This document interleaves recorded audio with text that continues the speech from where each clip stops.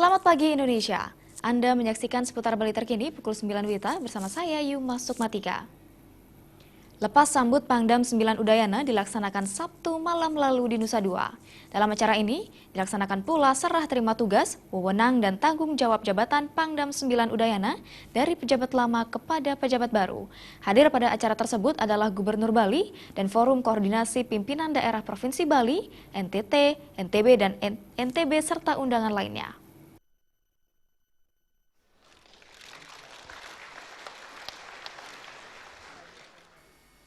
Lepas sambut Pangdam 9 Udayana di Nusa Dua diisi serah terima tugas, wewenang dan tanggung jawab jabatan Pangdam 9 Udayana dari Tori Johar Banguntoro kepada pejabat baru M. Setio Sularso. Acara itu dihadiri oleh Gubernur Bali Made Mangkupastike, Forum Koordinasi Pimpinan Daerah Provinsi Bali, NTB dan NTT, Kasdam 9 Udayana, Kabinda Bali, NTB, NTT, Purnawirawan TNI, Perwira TNI dan Polri, beserta tokoh-tokoh keagamaan.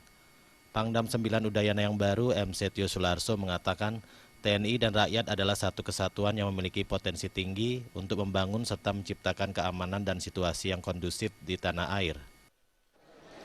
Sejarah membuktikan bahwa TNI itu bekerja, berjuang bersama rakyat.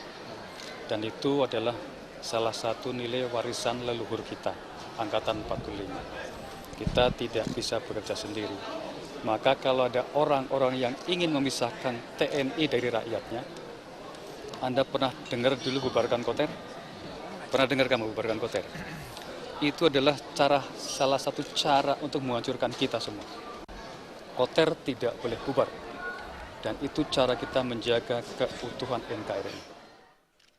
Acara lepas sambut Pangdam 9 Udayana diakhiri dengan persembahan hiburan dari Tori Johar Banguntoro, M. Setio Sularso, dan persembahan tarian dari para ibu anggota Persit.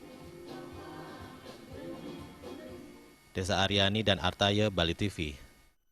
Pemirsa, demikian seputar Bali terkini kali ini. Nantikan informasi menarik kami dalam seputar Bali terkini 1 jam mendatang. Salam Indonesia.